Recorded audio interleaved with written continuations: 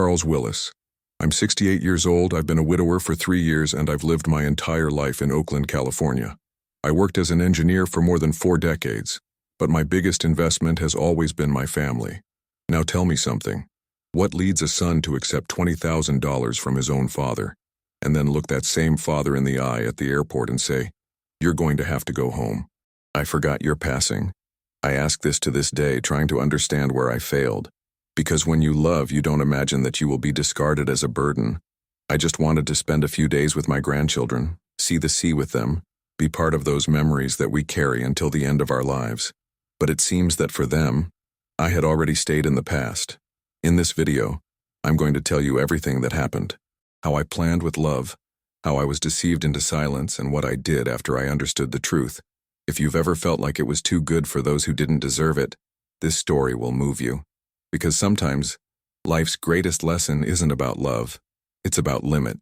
But before we dive into the heart of this story, I need you to know something. There was a moment when everything collapsed at once. I was at San Francisco International Airport with my suitcase packed, the imaginary ticket in my head, and my heart light as it had been in a long time. And then my own son, the one I gave up so much in my life for, looked me in the eye and said, "Dad, I forgot to buy your ticket. Go home." Just like that, like someone canceling any appointment, without emotion, no shame. At that moment, what hurt the most was not even the abandonment. It was realizing that it had been decided for a long time.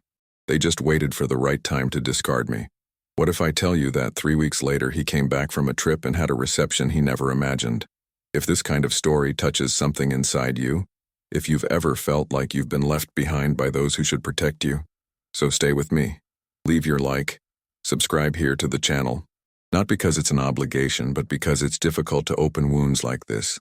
And it only makes sense if it's to share with people who understand. People who look and say, "I've been through this too." The idea came on a Saturday morning.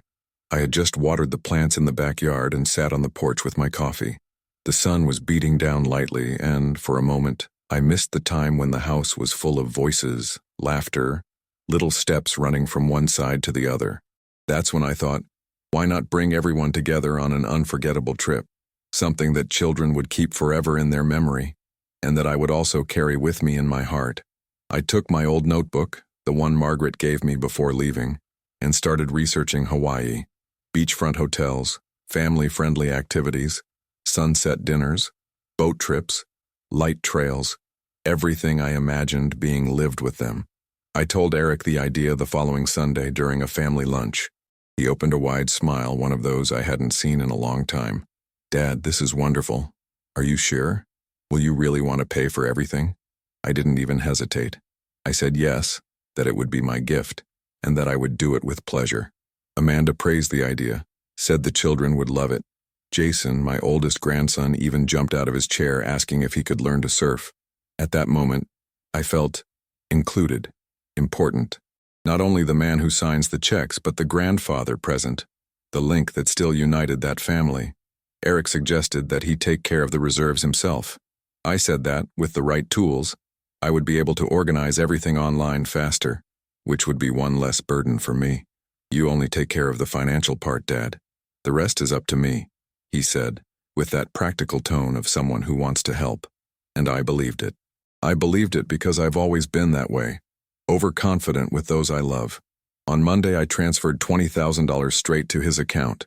It was everything we had agreed. Tickets, hotel, car rental, tours. I even joked, "Keep a room with a balcony just for me, because I want to see the sea very early." He laughed, and I kept that smile as a sign that everything was going to work out. Over the next few weeks, we talked a lot about the details. I wrote everything down in a notebook that I kept on the nightstand. Flight time, number of people, weather forecast. I wanted to prepare. I even bought a flowery shirt. Kind of ridiculous, but Jason said everyone wore it in Hawaii. Amanda mentioned a traditional luau, and I went after videos on YouTube to understand how it worked. I was also excited about the idea of taking a souvenir from Margaret and leaving it on the beach. She always wanted to visit Hawaii, and I thought it would be beautiful to honor that. But looking back, there was something that worried me. Something small, but that today screams inside me. Every time I asked about the details, reservation number, flight time, hotel name. Eric would not talk. "It's all right, Dad. Don't worry," he said. And I, fool that I am, thought that was taken care of. But sometimes, silence hides ugly things. Amanda, for example, started to get drier with me when I talked about the trip. Once at dinner, I mentioned that I had bought a new camera to record the moments with the grandchildren. She just muttered, "Maybe it doesn't even take that much effort, Charles." I laughed, thinking it was a joke. But there was already something broken.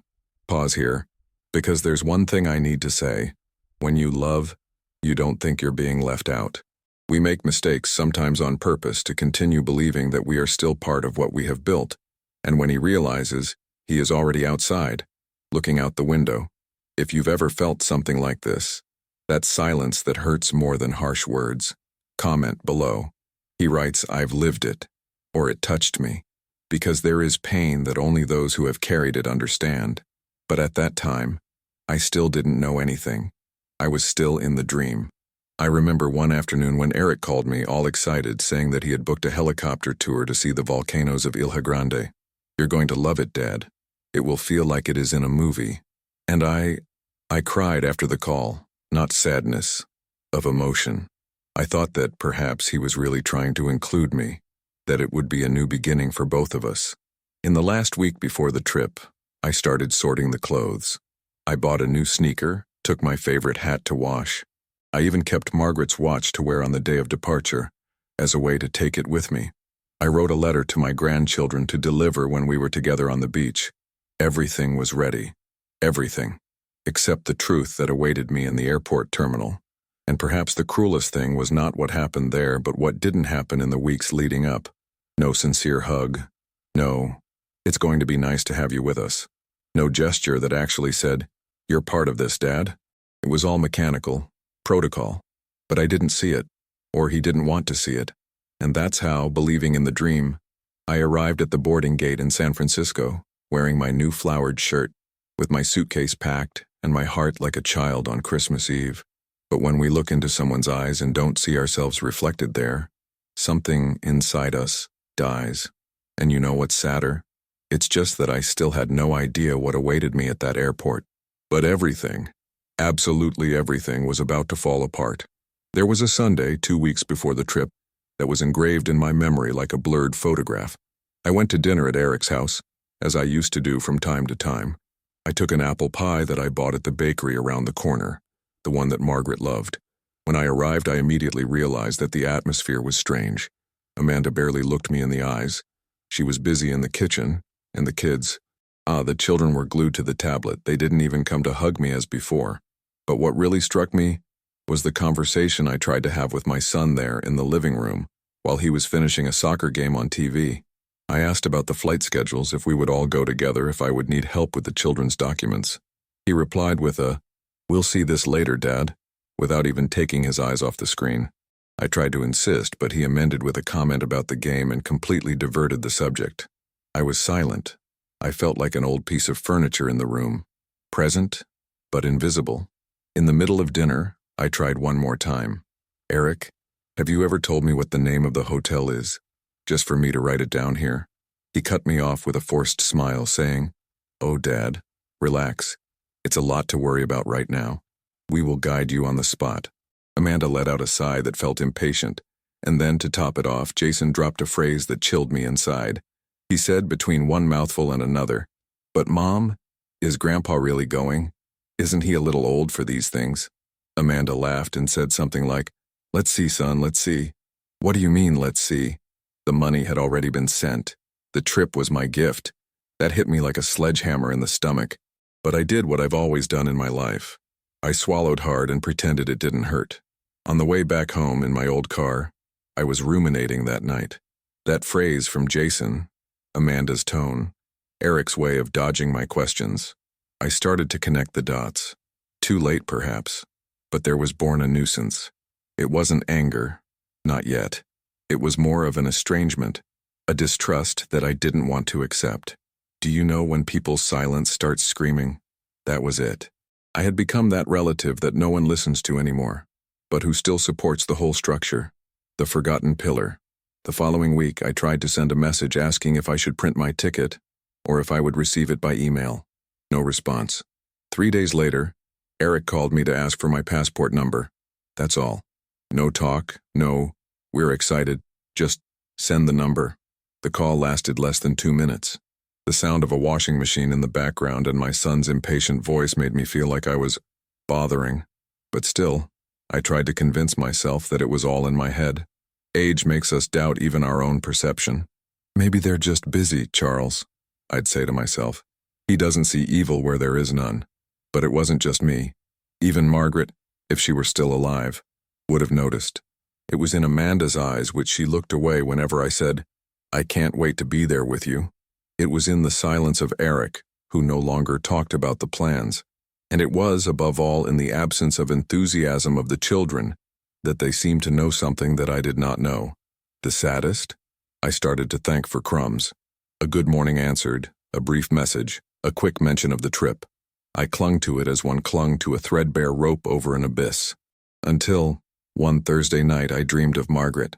She was sitting on the edge of the bed looking at me with that calm look that only she had. He said nothing. He just looked at me. When I woke up, I felt a tightness in my chest that I couldn't explain. Maybe it was her trying to warn me, or maybe it was just my conscience trying to scream for myself. I ignored all the signs. And they were there, all the time. Clear, hard, cold.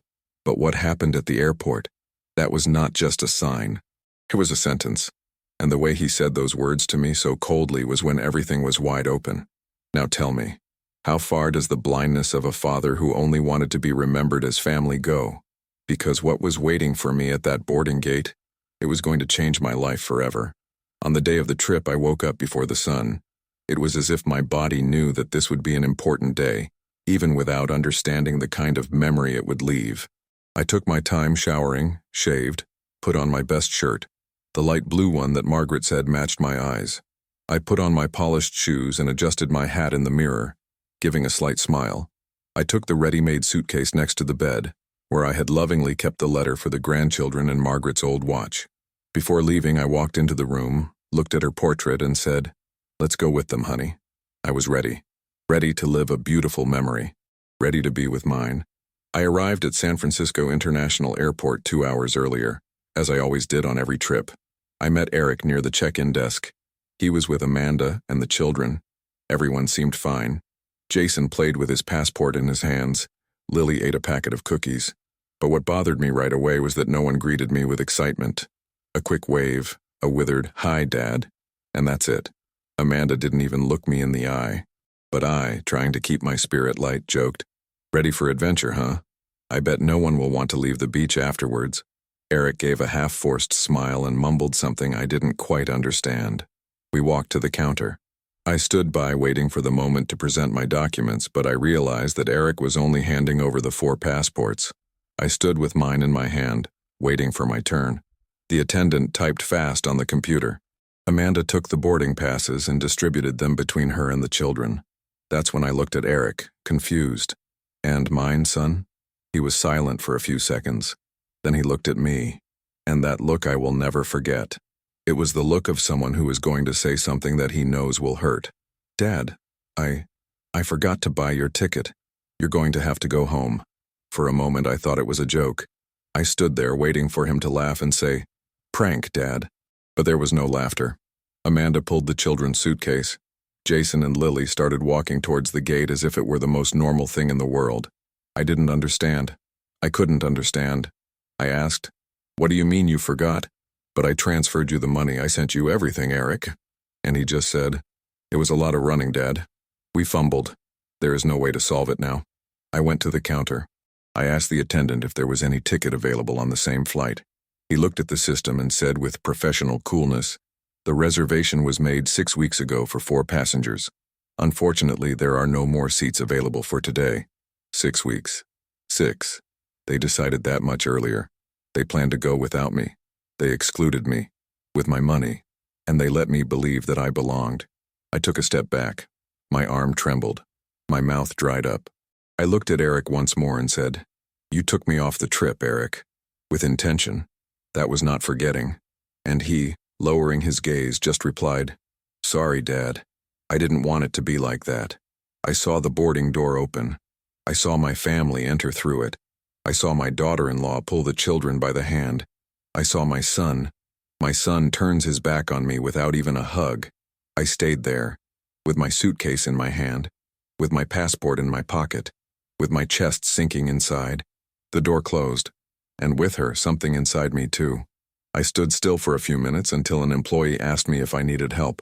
I thanked him, took a deep breath, and walked to the exit. I took a taxi. The driver asked me if it was my first time going to Hawaii. I replied that it would not be anymore. I got home before lunch. I put the suitcase in the corner of the room, where it is to this day. I sat down on the chair on the porch and stared at the cloudy sky.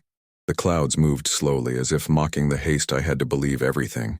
And in that silence, between the sound of cars in the distance and the wind passing through the trees, I could only think of one thing. Why does someone do this to their father? But little did I know that that betrayal at the airport was just the beginning. What would come next? No one was prepared to face it, much less my own son. The drive back to Oakland seemed longer than ever, even though it was just over 40 minutes. In the back seat of the taxi, with the suitcase next to me and the hat still on my head, I looked out the window as if looking for some reason not to collapse. The driver struck up a conversation. He said he loved taking passengers to the airport because he felt the good atmosphere of those who were going to travel. I smiled from the side but didn't say anything. How to explain to a stranger that I went there thinking I was going to embark for Hawaii with my family, and ended up coming back as someone who is expelled from his own story? In my head, the moments passed as disconnected scenes. I remembered the day I made the transfer, $20,000, money that I gathered with sweat, that I never denied to anyone, and that I gave with an open heart. I remembered Amanda's phrase at dinner, when she said that maybe it wouldn't even take so much effort to take pictures on the trip. I remembered Jason saying that maybe Grandpa wasn't because he was old. I remembered the way Eric looked away every time I asked him something about the hotel or the flight. It was all so clear now. It was as if they had never planned me within that trip. I was a nuisance, a detail forgotten on purpose. I arrived home with the suitcase in my hands, but with my shoulders weighing as if I carried a whole world. I opened the gate slowly, pushed the door open, and left the suitcase in the corner of the room, near the bookshelf. I didn't have the courage to open it.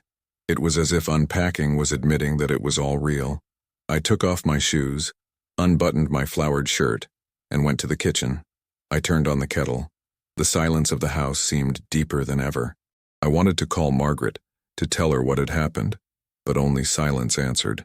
While the water was warming up, I leaned against the counter and stared out the window. The backyard was as it always was, the plants tended, the wooden bench in the corner, the same wind swaying the leaves. But inside me everything was falling apart. It wasn't anger yet. It wasn't hate. It was just a hole, a deep emptiness. His phrase kept popping into my head. You're going to have to go home. As if I were a mistake in the course. As if I wasn't a father. As if I was nothing. I prepared my tea. Chamomile, as Margaret did when things weighed down. I sat in the armchair in the living room and stared at the suitcase. That suitcase carried my hope. And now it was just a reminder that I wasn't wanted. That I was discarded. I wondered where I went wrong. Did I love too much? Did I make it too easy? Have I raised a man who is unable to see value in a father? The television was off. The cell phone was on silent. The world seemed far away, as if everything had stopped at that moment. And within that silence I started to do something I hadn't done in a long time. Remember everything. Since he was little, and I stopped eating to guarantee his milk. The times I spent nights helping with college work. From when he and Amanda were out of a job and I paid the rent for almost a year. Of all the times they asked me for help, and I said yes. Not because I felt obligated, but because he was my son. And now, I was just an old man with a closed suitcase and an emptiness that had no name. I'm here opening my heart, telling my story without hiding anything. If you're listening there, if it touched you in any way, leave a like on this video and subscribe to the channel. I still have a lot of things in store to tell you. And who knows, in the midst of this outburst you will also find a piece of yourself lost here in my words. That night, I didn't have dinner. I just drank my tea and stared at Margaret's portrait. I apologized to her. I felt that I had failed as a father.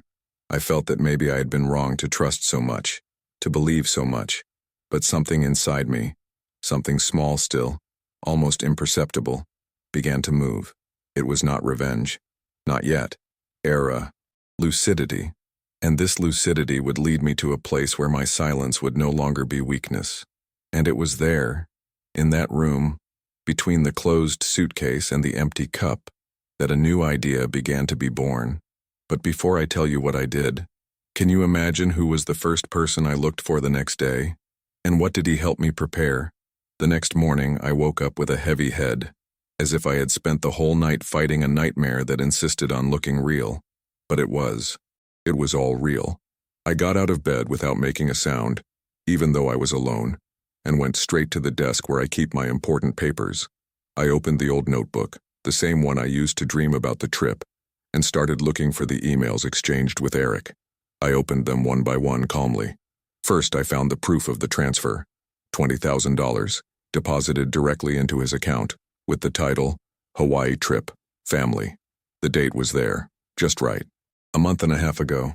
I kept searching, and among the conversations I found the reservation confirmation sent by him. I opened the attachment. 4 names. 4. Amanda, Jason, Lily, and a name that made me freeze inside. Margaret Willis. My wife. Dead for 3 years. They used my wife's name instead of mine. Maybe to disguise the amount paid. Maybe to hide my absence. Maybe just to erase me. I stared at that screen for a few minutes, without blinking. The pain became something else. It was no longer sadness. It was indignation. A kind of fire that starts slowly, burning deep down, where not even tears can reach. I picked up the phone and called the hotel, an expensive resort in Maui. The attendant, polite, asked my name.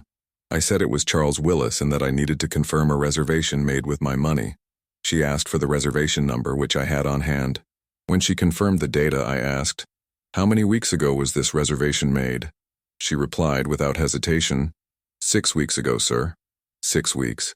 On the same day that Eric called me saying he was still seeing the details. I took a deep breath. I thanked him, but before hanging up, I asked, "Is it possible to cancel this reservation?" She hesitated, as if she felt something was wrong, but he said yes, with a cancellation fee of $3,200. I thought for 2 seconds, maybe 3, and I replied, "Cancel, right now." She confirmed. He said that the fee would be charged and the rest of the amount would be reversed to the original account. The call ended, and I felt, for the first time since the airport, a small whiff of control coming back to me, as if I had pulled the brakes on a train that was already going to derail. I closed the notebook and stood up. I went to the bookshelf, took Margaret's portrait and stared into her eyes in the photograph. "You saw all this before me, didn't you, honey?" I spoke in a low voice. I felt stupid for having trusted so much, for having been so blind.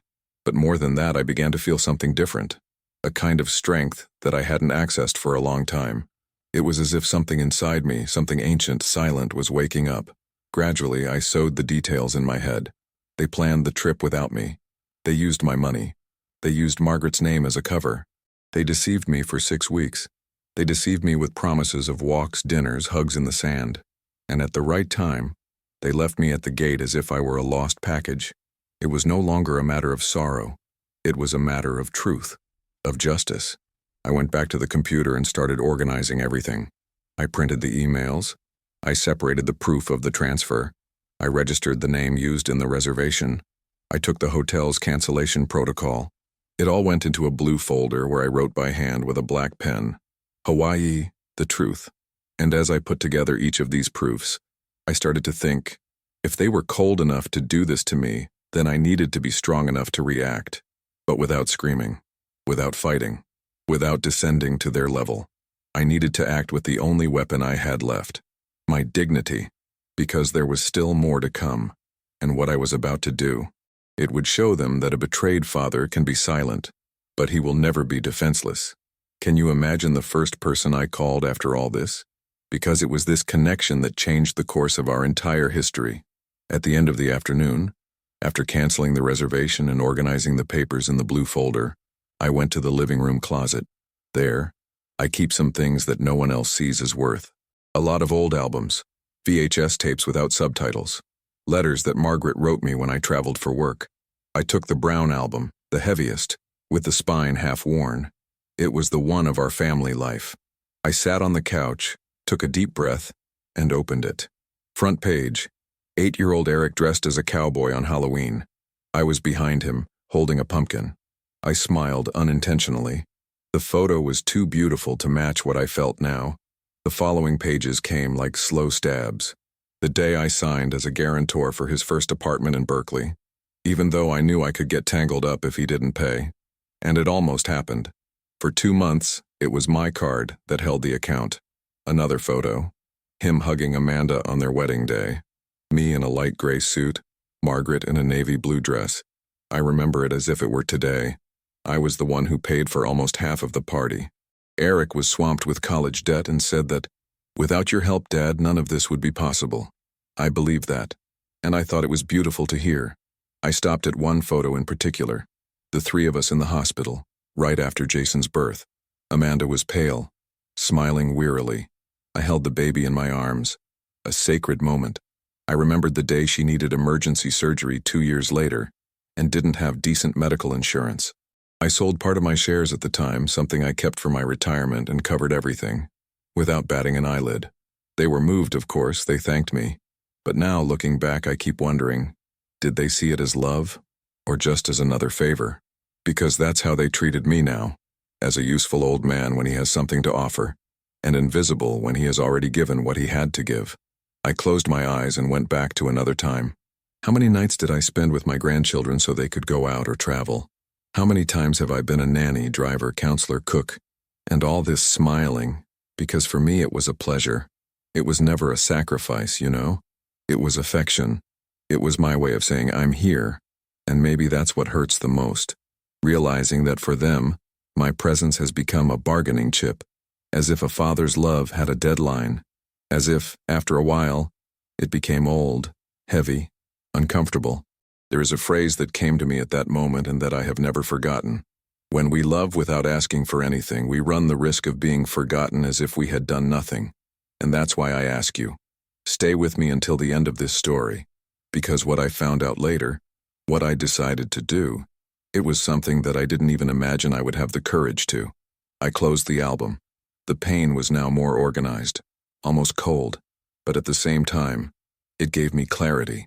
As if the pieces were finally in the right place. As if the real portrait of my life had just been revealed.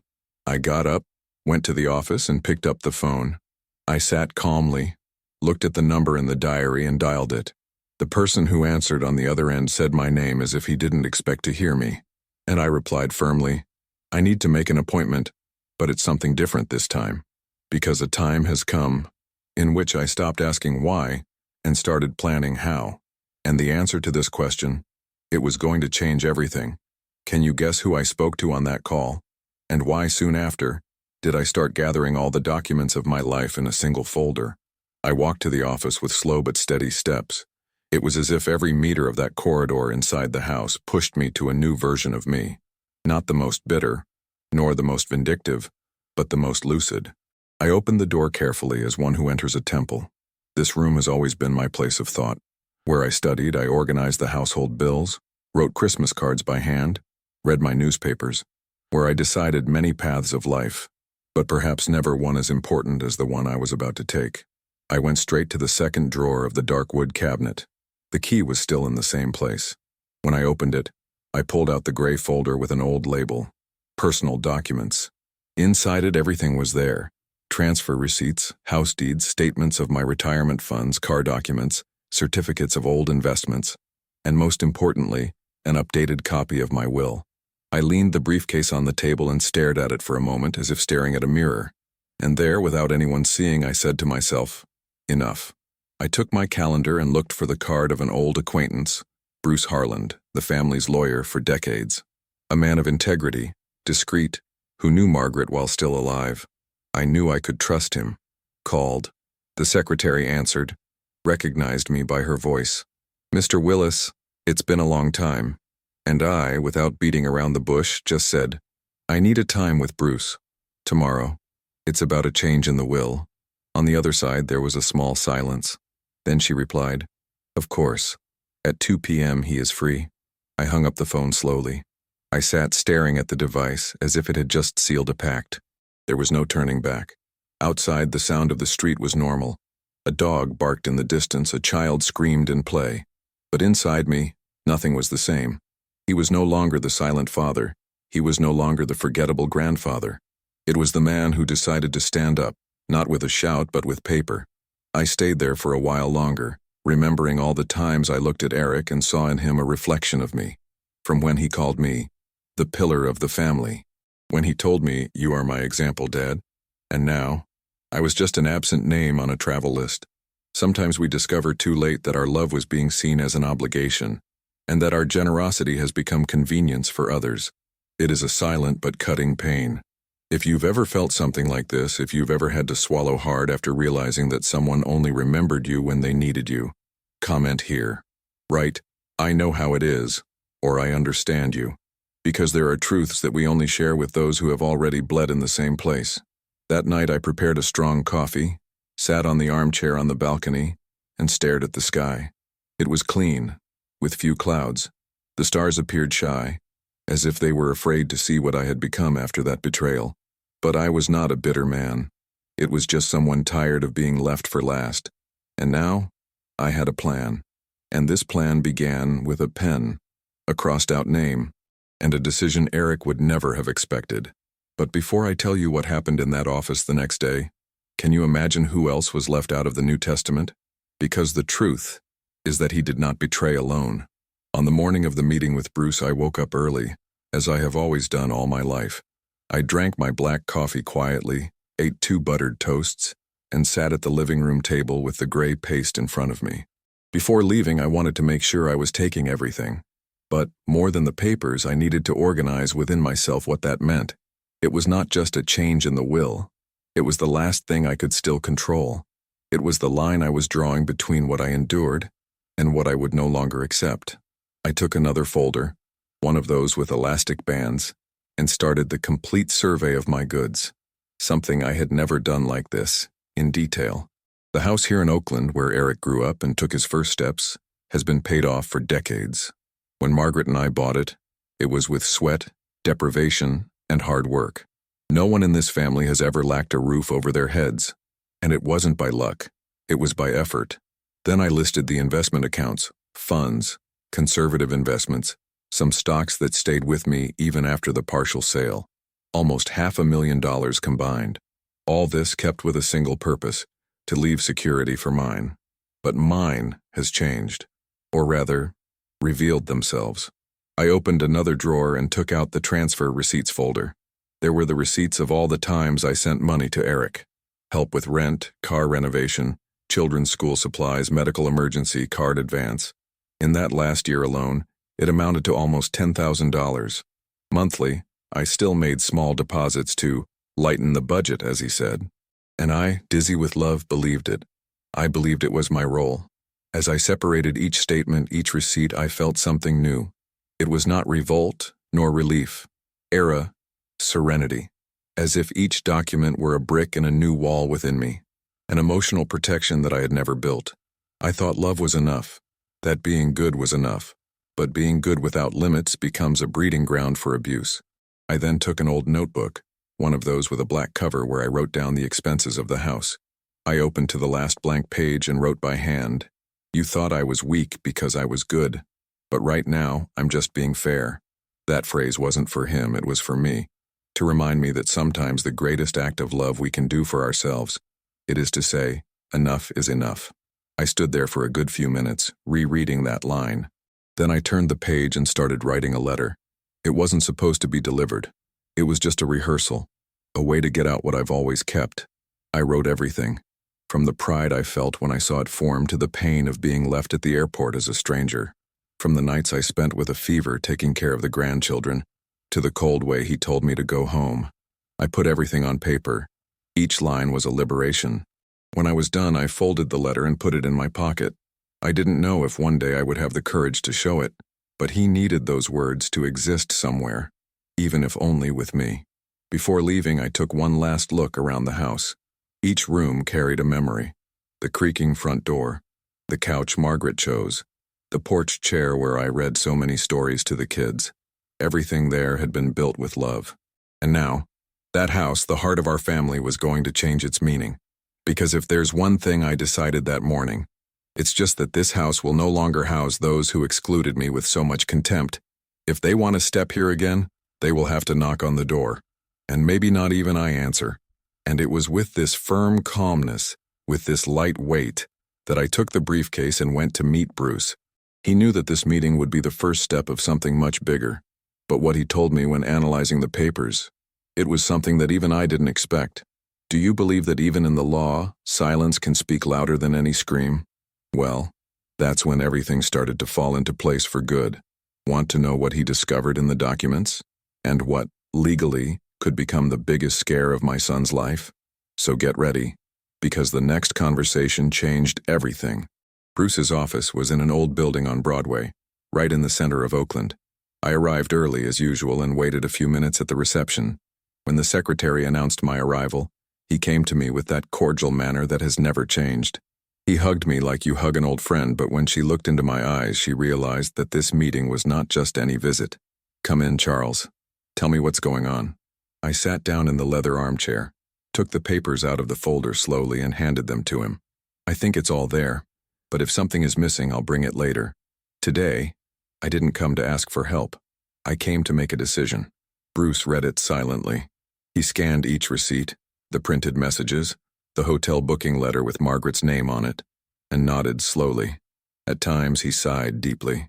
When he finished, he leaned back in his chair and said, "You know that legally it is your right to do whatever you want with your possessions, right?"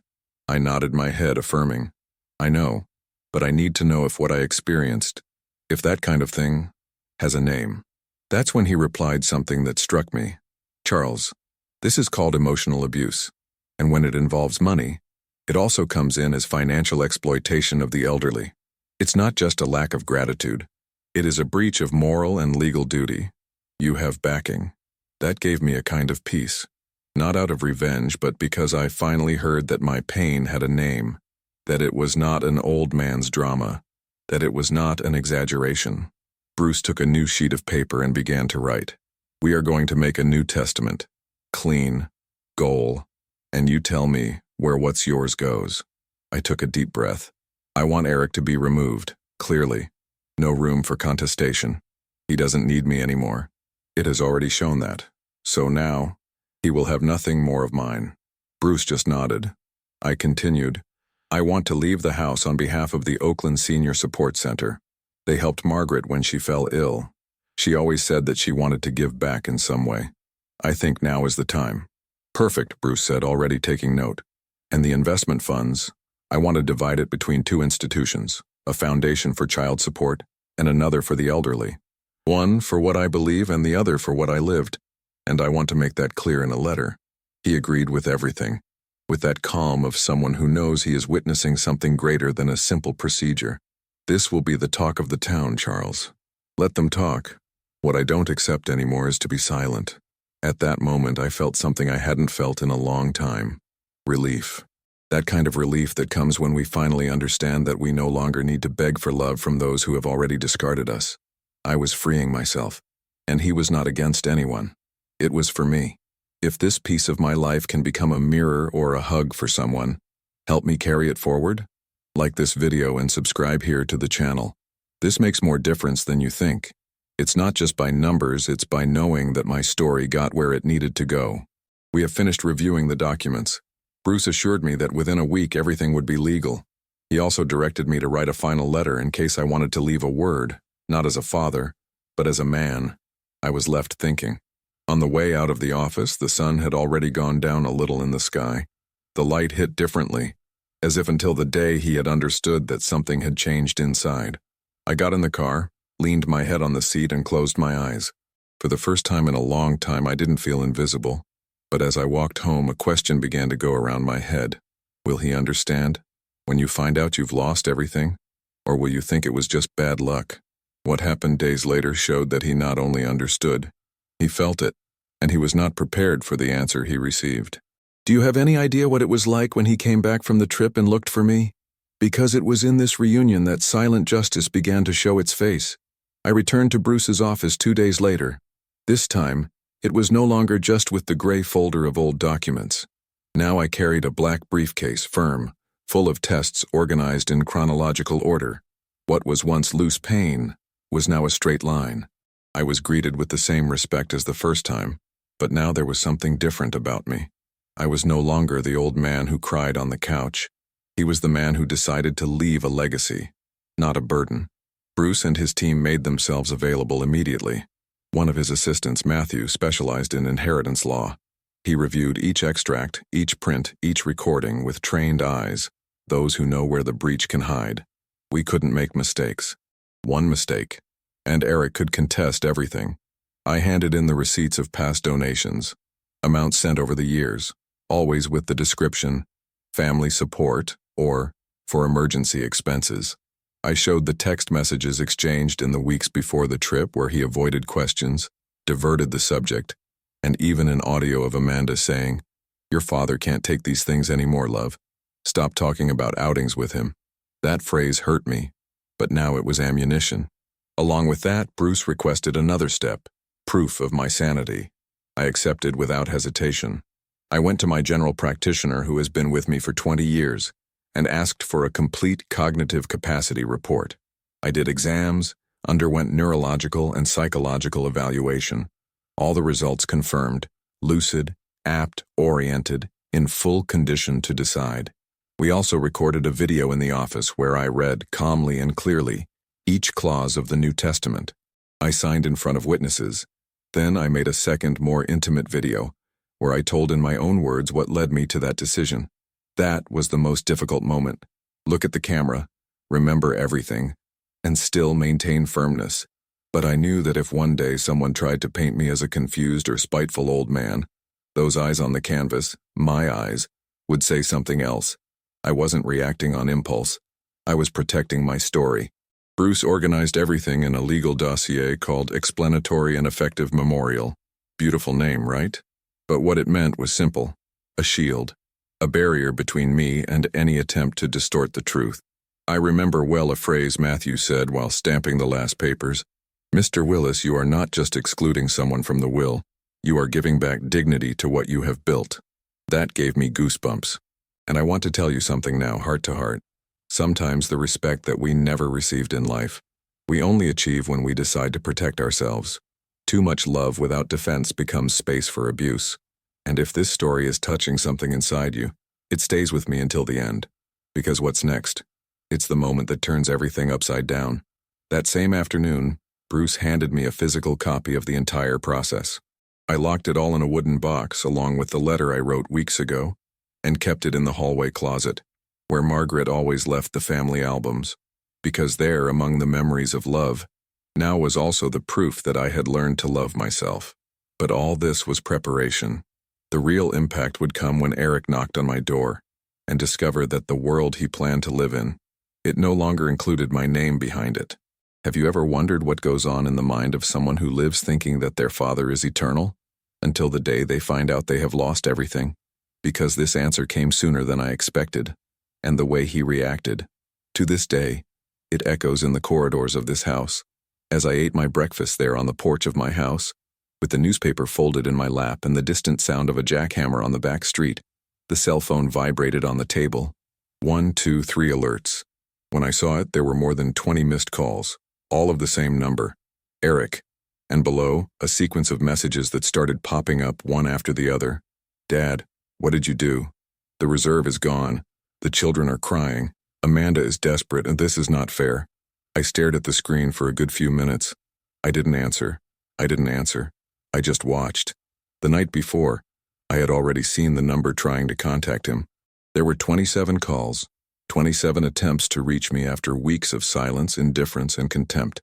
It was curious to think that on the day they dropped me off at the airport, not even a call back came. But it was enough to lose comfort, and the silence turned into a scream. I took a deep breath and walked to the kitchen. I turned on the kettle, as I do every day, and stood there, thinking, Eric should be in Hawaii now, or rather trying to be. Because as I found out from the confirmation email, the reservation he thought he had still active was canceled the morning before. The resort in Maui, the same one he chose so enthusiastically when he spent the money that came out of my account, now had no room, no plan B, not even a parking space. According to the attendant I spoke to, when they arrived at the counter and found out about the cancellation, they were in shock. They tried to rebook, but the rooms were all occupied. The only option was to wait for a dropout or look for another hotel on your own, which is not easy to improvise when you are in a crowded tourist place, with 2 exhausted children and a wife on the edge of her nerve. She told me that at the end of the day, Eric asked to stay in the hotel lobby, with suitcases piled up and 2 children asking why they were there. No, it's strange to say this, but I didn't feel revenge, nor pleasure. What I felt was something simpler, cleaner, clarity. I finally understood that it wasn't my fault, that everything I endured silently had a name, and that what they were experiencing now was not evil. It was a consequence. The kettle beeped. I hung up, poured my tea, and went back to the living room. The sun was beating down hard that morning, light coming in through the window, as if the house itself knew that something was purifying inside. And it was at that moment that a memory took me by surprise. It was an old afternoon, perhaps in 1989. Eric was about 12 years old. Margaret had prepared a picnic in the backyard. Red tablecloth, homemade lemonade juice, ham and cheese sandwich. I arrived early from work, and when I saw that scene, I stopped at the gate and just watched. Eric, with his mouth dirty with mustard, laughed out loud while Margaret pretended to tell bad jokes. It was simple, but that was all. That day stuck in me, like a frameless photograph. Funny how certain memories become anchors, some to sink you, others to remind you that you once had a home. And I wanted to ask you, do you have any memories like that? The kind that appears out of nowhere and squeezes the chest in a sweet or bitter way? Right here in the comments, tell me. It can be a childhood afternoon, a voice, a smell, anything that still lives in you. Sometimes just by sharing a memory, we understand that we are not alone. I went back to my cell phone. I read Eric's last message again. This is not fair. I thought about answering. I thought I'd say, justice is what you do to others when you think they're not going to react. But I didn't. Silence at that moment was the fairest response. I went back to taking care of the house. I washed the dishes, watered the plants, wiped the floor of the balcony with a cloth. Every simple gesture reconnected me with myself. There was no grudge. There was space, a new space inside me, where before I only had sorrow. But little did I know that what would happen on their return would be even more revealing. Because it's one thing for someone to ignore you when they have everything. Other, that's when he needs you and discovers that the place where he used to step no longer exists. And when they came back, that's when the truth finally knocked on the door. Can you imagine how this reunion was? Because I remember the exact sound of that doorbell and what I said when I opened the door. On the 3rd day of that trip that became a nightmare, the phone rang once again. I already knew it was him. The number flashed as if screaming. I took a deep breath, looked at the quiet room, and answered. On the other side, Eric. But it wasn't the boy who asked me for help to assemble Lego at the age of 6. He was a man taken by rage, talking fast, spitting out his words as if trying to regain control of something that slips through his hands. What the hell have you done, Dad? He began without even a hello. Do you have any idea what you caused? We are here without a place, without structure, with 2 children on the floor. Amanda had to sleep sitting up. I was silent. He continued. That's cruelty. It is revenge. Have you gone crazy? Because if you went crazy, we will contest all this. I'm going to go after your doctors. I'm going to prove that you're being manipulated, that you're not in a position to decide anything. You're acting like a bitter, ridiculous old man. This is going to be expensive, Dad, for everyone. I remained silent, letting him empty himself. That fury was not new, but now I was ready to listen without hurting myself. When silence finally came from the other side, I spoke, calm, steadfast. You thought I was going to accept it in silence, that I was going to lower my head as I always did. But my silence, Eric, is not submission, it is a sentence. He was speechless for a moment. I could hear the background sound of the street, and then Amanda's voice even further back, squeaky. That's evil, Charles. With the children, they are not to blame. You're punishing your own grandchildren. I closed my eyes for a second, and I replied, children are innocent. For this reason, Amanda, I chose to leave my assets to other innocent children, those who don't have parents like you. who don't use the name of an old man to take a vacation and then say that he is no longer part of the family. Silence. Silence that hurts.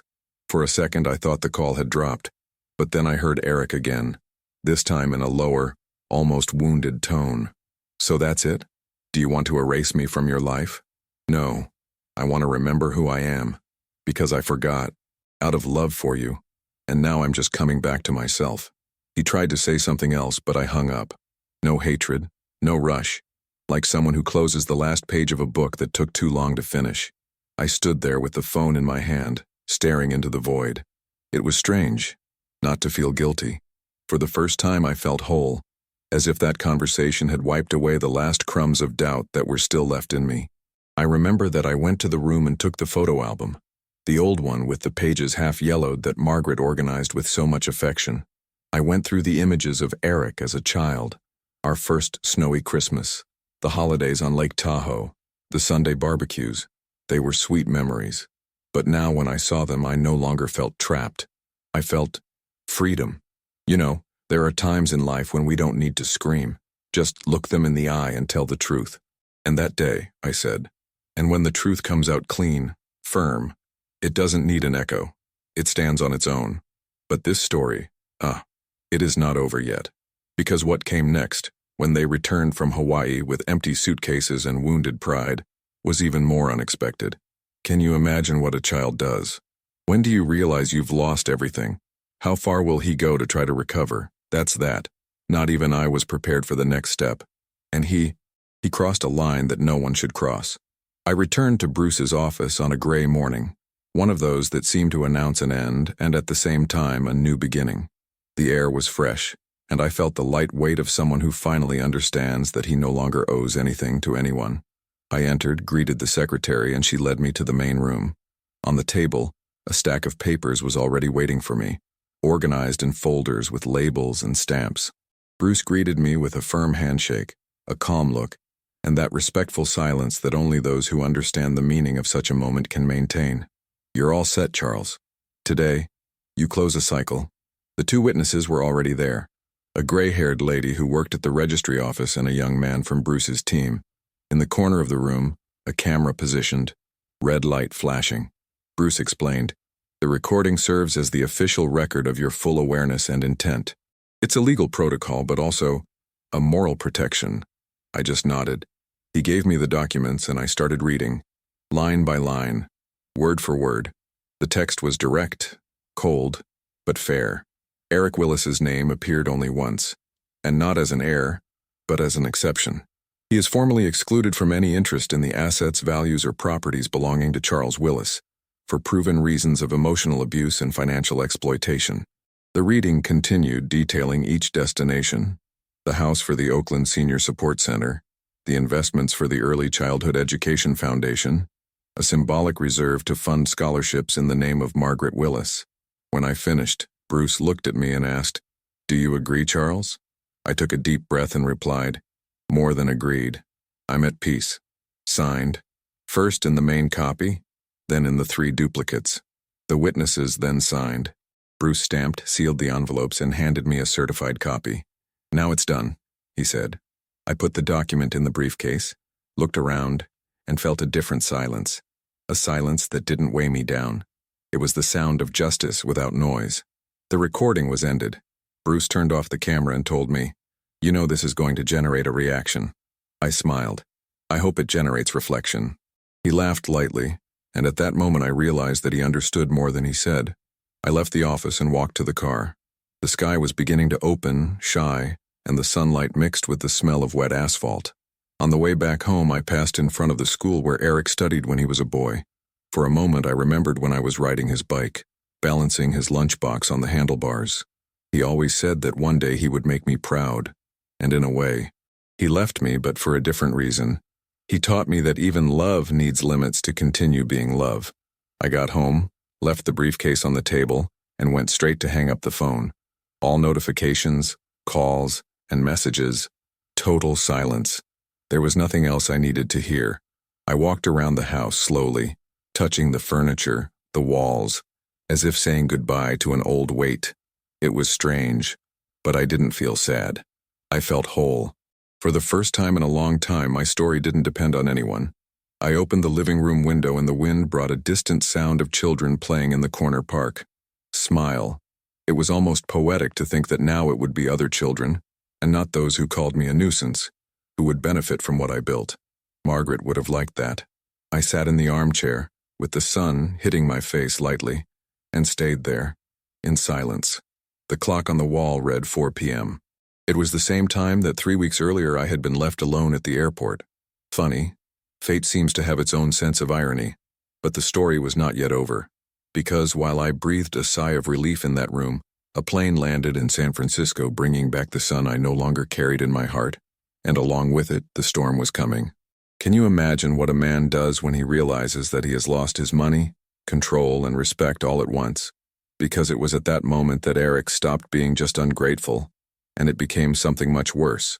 The San Francisco airport has always had a smell that mixes metal, coffee, and haste. But that day the air seemed denser, almost still. I was standing near the exit of the arrivals gate, with Bruce by my side, holding a manila envelope in his hands. He seemed calm, as if he were used to mediating the inevitable. Not me. I breathed slowly, feeling each heartbeat as a reminder of what was about to happen. People came and went, hugs, laughter, reunions, everything that I once also dreamed of living there.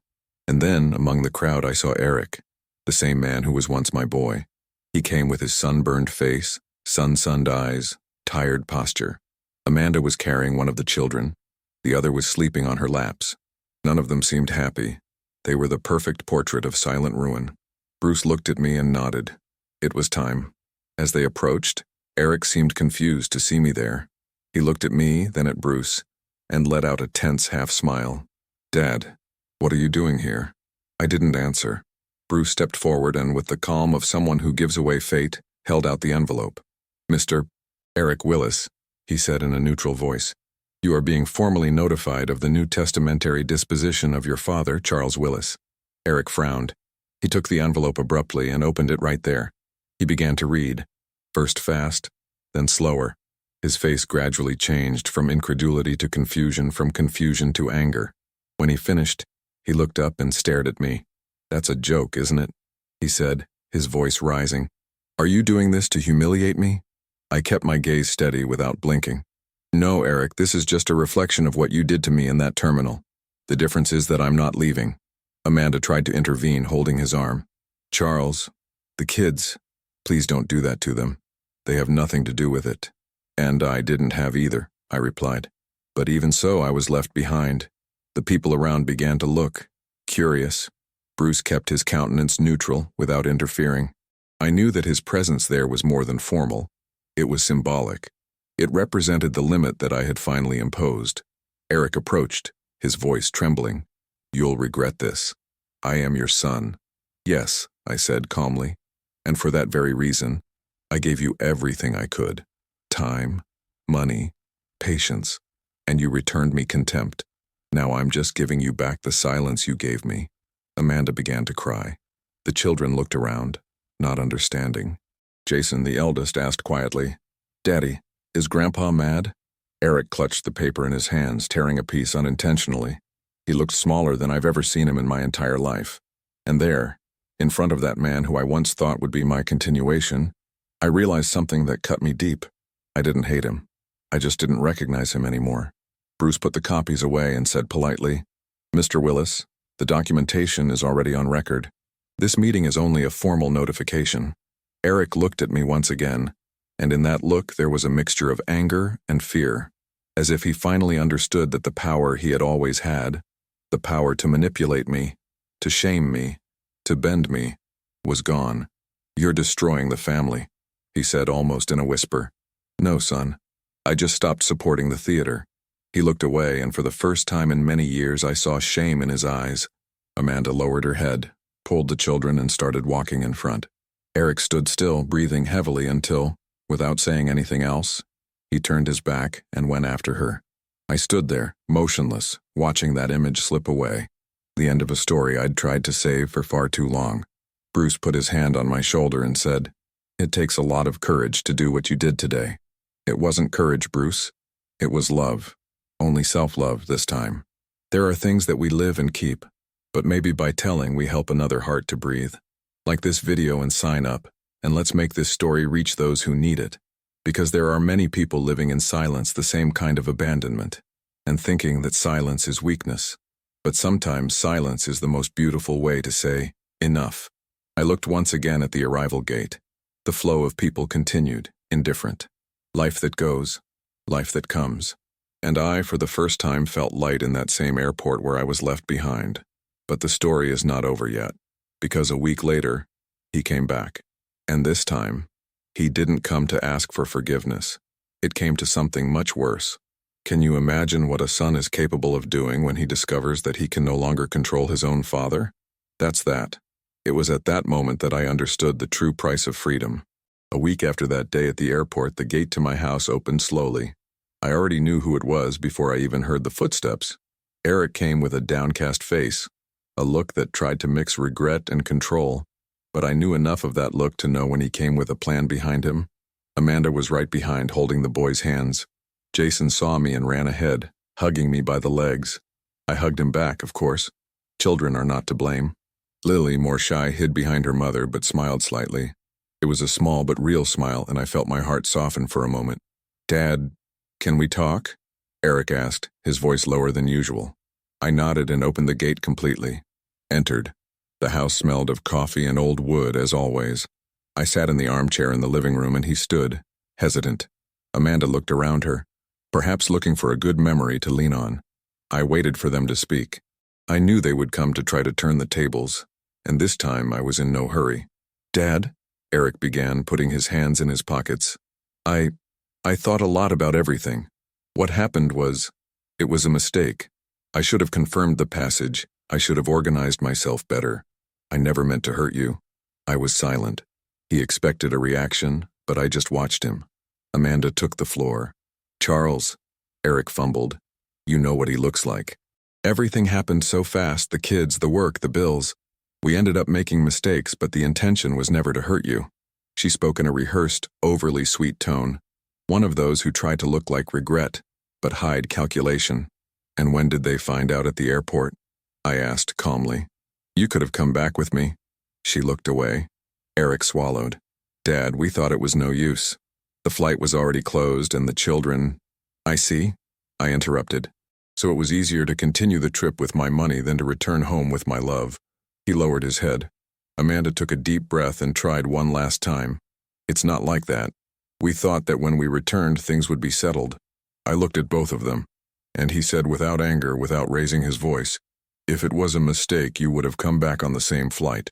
But you toasted the sunset with my money, while I drank tea alone. This is not a mistake. It's choice." The silence that followed was heavy. Amanda bit her lower lip. Eric began to walk around the room, restless. I saw in his eyes that pride still spoke louder than any regret. Jason, not quite understanding, approached and asked, "Grandpa, did you get mad at Dad?" I knelt before him and ran my hand through his hair. "No, my little one. I was just sad. Sometimes adults make choices that children don't deserve to understand." He hugged me tightly, and I felt the kind of affection that only comes from those who haven't learned to lie. Lily also approached and hugged me lightly. I reciprocated, squeezing them both carefully. "You still have grandfather's love, not money." Amanda began to cry silently.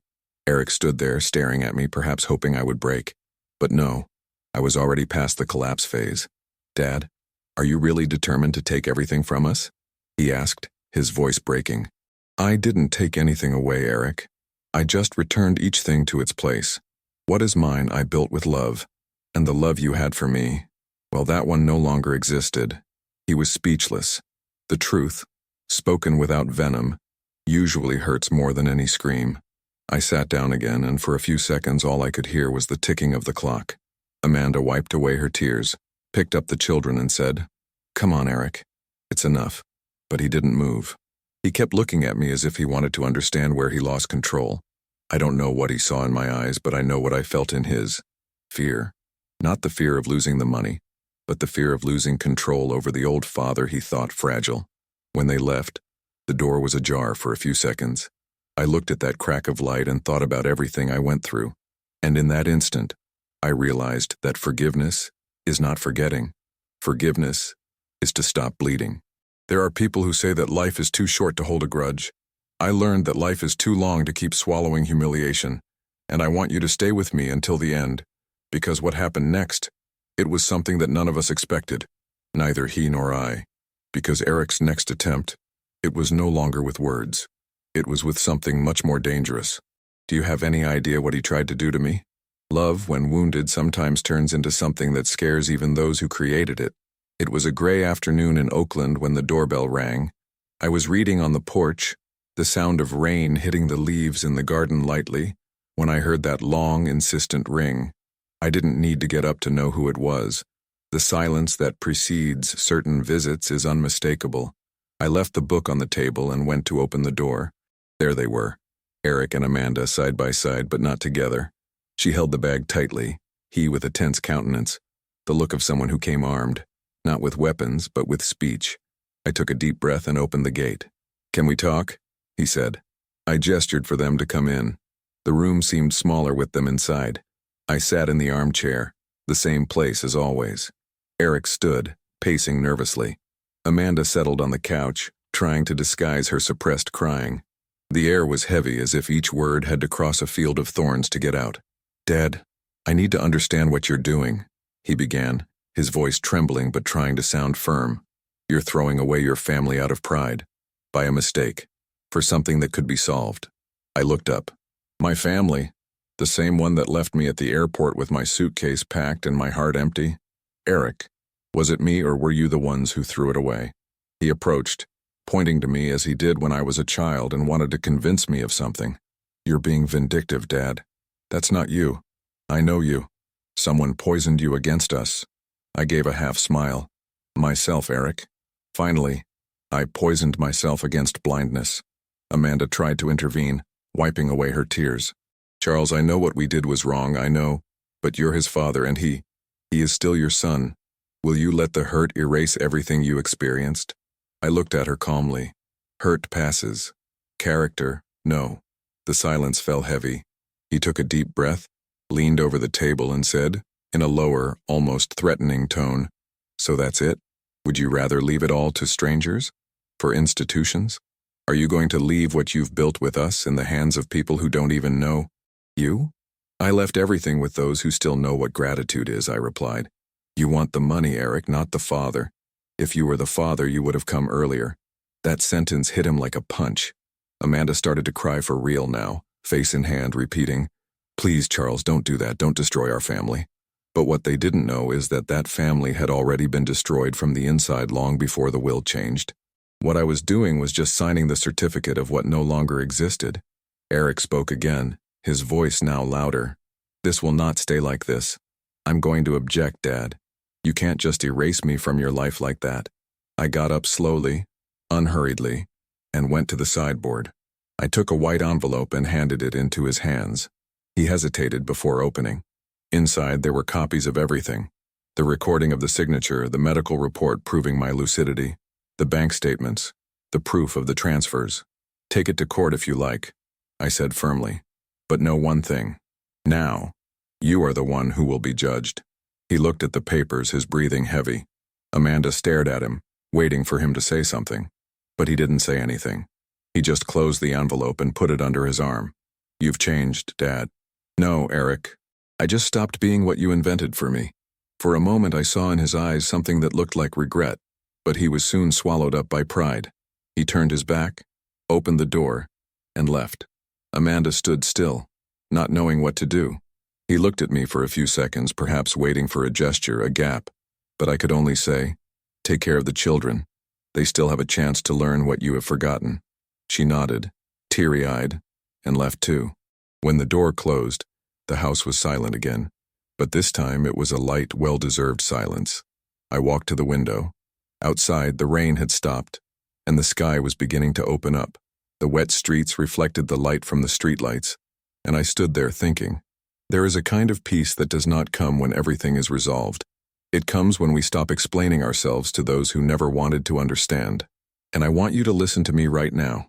What comes next is the most unexpected moment of my life, because days after this visit, When I thought everything was finally resolved, I received a letter. And what was written inside? Everything changed again. Can you imagine who sent it? That's that. Sometimes the last word comes from those we least expect. That morning, the Oakland sun shone through the living room window, drawing golden stripes on the carpet. I got up slowly, as I always did, and went to the kitchen. I put the kettle on the fire, the smell of freshly ground coffee filling the air. There was something sacred about that routine. A simple ritual, but full of meaning. It was as if, with each cup, I sealed a silent agreement with myself, that of continuing, calmly and with dignity. I grabbed my favorite mug, the one Martha gave me on our last birthday together. There was a thin crack in the handle, but I never wanted to change it. I sat in my leather armchair, the same one that had accompanied me for decades, and opened one of the books she loved. The pages were worn at the edges, some stained with coffee, as if time had decided to participate in the reading as well. Outside, the garden was alive. The hydrangeas that Martha planted still bloomed stubbornly, even after all these years. The leaves moved slowly in the morning wind, and for a moment I swear I felt her presence there, as if each flower still knew the touch of her hands. I thought of Jason and Lily, in the laughter of them running around the house when they were younger, in the afternoons of cake and stories I told before dinner. I closed my eyes and imagined a future in which maybe, when they are adults, they will understand that the grandfather they found severe actually only wanted to teach one thing, that respect is the foundation of love. Kindness is not weakness, I said out loud, almost as a reminder. How many times have I forgotten this myself? How many times have I confused being good with being foolish? Now, every gesture I made, every decision made, seemed to make sense. I hadn't just recouped the money, I had regained my voice. I took the newspaper, leafed through it without haste. The headlines seemed distant, as if they belonged to another world.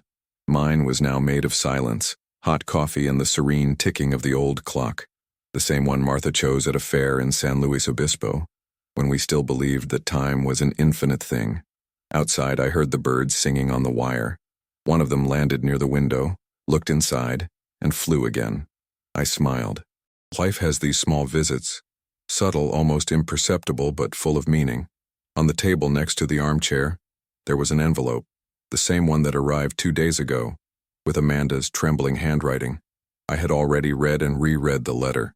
She said things were falling apart, that Eric was silent, bitter, that Jason asked about me every day, and at the end, there was a phrase that stuck with me.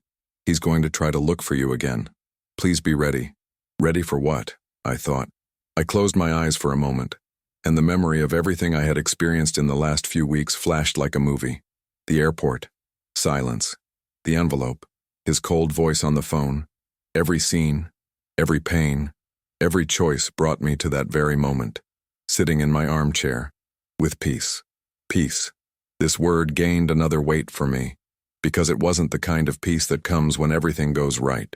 It was the one that is born when we finally understand that not everything needs to be fixed, that some things, and some people, simply need to be left where they decided to stay. I felt the warmth of the coffee in my hand and remembered when Jason asked me what it was like to grow old. I replied, "That's when we learn to listen more to the heart and less to the noise of the world." Today I understand that I was talking to myself. I looked at Martha's painting on the wall. She was smiling in that photo taken in Hawaii so many years ago. Funny. It was the same place I had planned to go back to, but with a different company. Maybe, somehow, I went there anyway. But inside me, a place where the waves wash away what weighs and the wind takes what hurts. My lawyer, Bruce, had called the day before. He said that everything was solved. The foundation was registered, the scholarship fund secured. My assets now had purpose, not dependence. "You've just changed a lot of people's futures, Mr. Willis," he said. I just replied, "Actually, Bruce, I've just decided not to feed the past." I put the book on my lap, watching the slow movement of the clock. Each tick seemed to mark the rhythm of a new life. And it's curious. When we finally find peace, time stops running. He simply walks beside us. But life, that damn thing, always finds a way to test the balance. Because just when I thought everything was finally in its proper place, I heard the sound of a car parking in front of my house. One engine turned off, a door slamming, footsteps on the sidewalk. I left the mug on the table, my heart beginning to race. I walked to the window and looked through the curtain, and there, standing at the gate with an expression I couldn't decipher, was Eric. He held something in his hands, an envelope, just like what I used to send him every month. For a moment I stood still, not knowing whether to open the gate or let the silence answer for me. Maybe that was the last conversation we would have, or maybe was the beginning of a truth that I was not yet prepared to hear. Do you think people really change when they lose everything? That's that. I was about to find out. Eric stood before the gate for a time that seemed like an eternity. I watched from the window, not knowing whether to open the door or let time do what I could no longer do for it. When I finally walked there, he didn't say anything. He just held out the envelope. Inside was a short, handwritten letter, with no arrogance, no justification. Dad, I didn't understand what I did until I lost you. I hope that one day the children will understand what you tried to teach me. The words trembled, scribbled but sincere. I read it, folded it carefully, and just answered, "We reap what we sow, son. But the soil of love can still flourish if one day you decide to take care of it." He nodded, teary-eyed, and walked away without looking back. And for the first time, I didn't feel angry. I felt peace. I went in, sat down in my armchair, and began to write my last letter, not to send, but to close. My son, what you lost was not an inheritance. It was the chance to have a father present in the last years of his life. I put the letter in the drawer where Jason's old drawings were, and for some reason I felt that it was in the right place. The next morning I called the Oakland Early Childhood Education Foundation. I made the first transfer, made an appointment to meet the children, and asked them to put up a small sign in Margaret's name. I wanted her name to continue to be cared for, even after I left. Then, I prepared my coffee and went to the balcony. The autumn sun painted the street golden, and the leaves fell like memories that no longer hurt. The wind was blowing lightly, and I understood there that justice is not revenge. Justice is balance. You know, time has taught me that some victories don't come with applause, they come with silence. That kind of silence that weighs and liberates at the same time. The one that only those who have lived the pain of betrayal and yet chosen dignity are able to understand. Today, when I look back, I don't see a man who lost a child. I see a man who has found himself again. And that, to me, is more than any forced forgiveness or saved money. The great lesson of all this is simple but profound. Love without respect becomes a burden, and kindness without limits becomes an invitation to the wound. We need to learn to love ourselves enough not to beg for crumbs from those who once swore to love us. I've learned that sometimes forgiveness is moving on, even without reconciliation, because true forgiveness lives in the peace we feel, and not in the excuses that the other offers. And now, if you've heard me this far, I want to thank you. Really, thank you for staying with me until the end of this story. Telling all this was like opening a window after years with the curtains closed. Every word said here has a piece of what I was and what I still am. And if this story touched you, give me a hug in your own way. Press the like because it warms up and helps keep this space of stories alive. If you want to come back for another coffee with me, subscribe to the channel. Here we always have time for another good conversation, one of those that the heart understands before words. And tell me in the comments, from which city are you listening to me now? I like to imagine this map of people scattered around, sharing memories and learning. Oh, and it activates the bell, see? That way you don't lose when the coffee is brewed again. Today, what remains is serenity. The flowers in the garden continue to grow. The clock still ticks time. And I continue here, living slowly, the way Martha always wanted. Life, after all, didn't take anything away from me. It only gave me back the essentials. Don't go away yet. Listen to the next real story that will appear on the screen. Always remember, each wrinkle tells a story, and each story carries a strength. Watch the next video here on the channel with another incredible story.